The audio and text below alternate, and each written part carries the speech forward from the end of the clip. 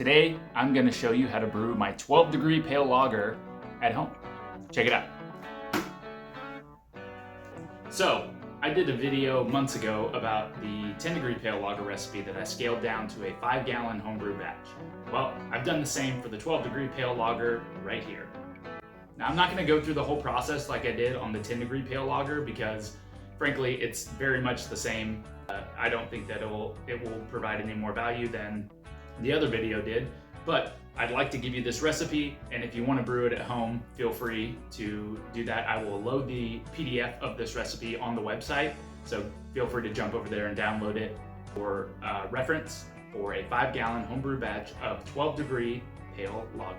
Once you have the recipe in hand, you'll note that the grain bill is the exact same grain bill as the 10-degree. In fact, the whole recipe is the same recipe as the 10-degree pale lager, just in different proportions. So you're gonna have a slightly higher amount of Pilsner malt, a slightly higher amount of honey malt, and starting gravity is going to be, well, right around 12 degrees. So let's walk through the process. First, you wanna go ahead and get your spiked volume of water. You wanna get that heated up to about 168 to 170 degrees, again, depending on the heat loss of your system. You're going to mill your grain. We're gonna mash in and we're gonna shoot for 153 degree mash temp for the 12-degree pale lager. You're gonna add salts when you're mashing in, depending on your water chemistry. Check out my water chemistry video on the channel, and I kind of detail how I approach water chemistry in a brewery, and it's pretty straightforward. If you have access to your city's water source and mineral content, you'll be able to work backwards and kind of figure out how many salts you need to add to your mash in order to hit that pH. Once we mash in and we hit 153 to 154 degrees Fahrenheit, we're gonna let that sit for about 30 minutes. That's gonna be the conversion step. Then we are going to pull off our decoction. So you can do this at home. It's pretty simple. It's the same way that I do it in the brewery. I pull off an amount of mash. It's not quite 1/3. I don't have a pot large enough to facilitate that at the brewery, but I pull off probably about a quarter of the mash. I boil it on the stove for about 10 minutes of a full rolling boil, but the whole process is probably 20 minutes from heating up to a boil to actually boiling for 10 minutes. Once that 10-minute boiling process is complete, I reintroduce that grain back into the mash, and that should raise the mash temp up to about 165 degrees, depending on the heat loss of your system.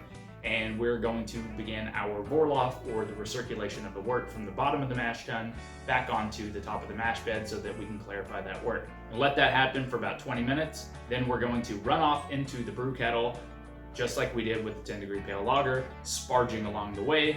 And we are going to shoot for that roughly 6-gallon kettle full volume. We're gonna start a boil. Hopefully we have a good vigorous boil so we can avoid DMS. Once we get that boil going, we're gonna set a timer for 30 minutes, and that first 30-minute chunk, nothing happens. So we're just gonna be boiling for 30 minutes.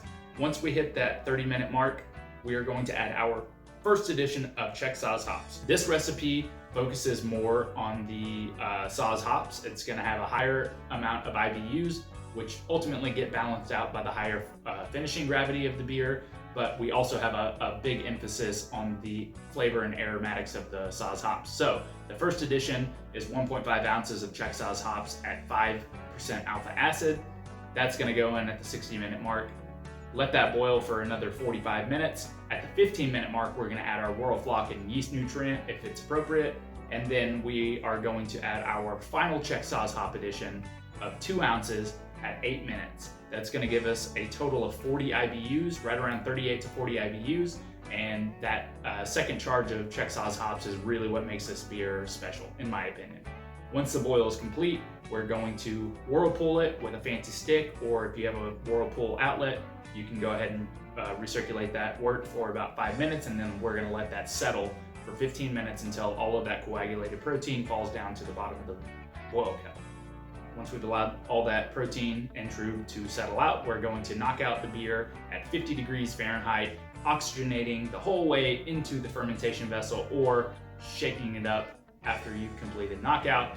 And then we are going to pitch our yeast. Again, we want to add a nice amount of healthy yeast. Use double what you would use for an ale strain if you were fermenting ales at home, to why yeast smack pack should be fine. We're gonna let that fermentation happen at 50 degrees. The gravity will drop about 1 degree per day. You're gonna check that every other day. Once it gets halfway through fermentation, and in the case of this beer, we start at right around 12 degrees Plato. Once it hits about 6 degrees Plato, we're gonna raise that temperature in the fermentation vessel to 60 degrees Fahrenheit and allow that yeast to really finish off strong. And this will allow us to also clean up diacetyl more effectively.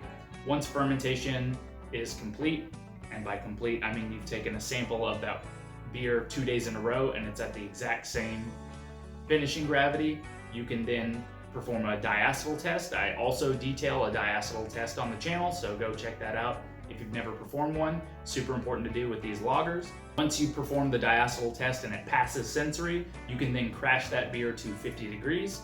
Let that sit there for a couple of days and then crash it once more to 36 degrees, and then we are going to allow it to lager. This is the point where you can either leave it in your 5-gallon carboy or you can transfer it off to a keg and allow it to finish in the keg. I don't recommend bottling just because it's a huge pain, but if you must bottle, you could also lager in the bottles. Just make sure that they are kept at cool temperatures after the carbonation step, of course. And primary fermentation should take about 3 weeks. The lagering step should take another 5 weeks, or a total of 8 weeks. And then you're ready to crack the beer and drink it. Hopefully it's clear, tasty, and delicious. So that's how I do the 12-degree pale lager on a 5-gallon homebrew scale. I hope you enjoy. If you do brew this beer, take a picture of it, post it on Instagram, social media, tag me, let me know how it turned out, and we'll catch you on the next one. Cheers. Now Zdraví.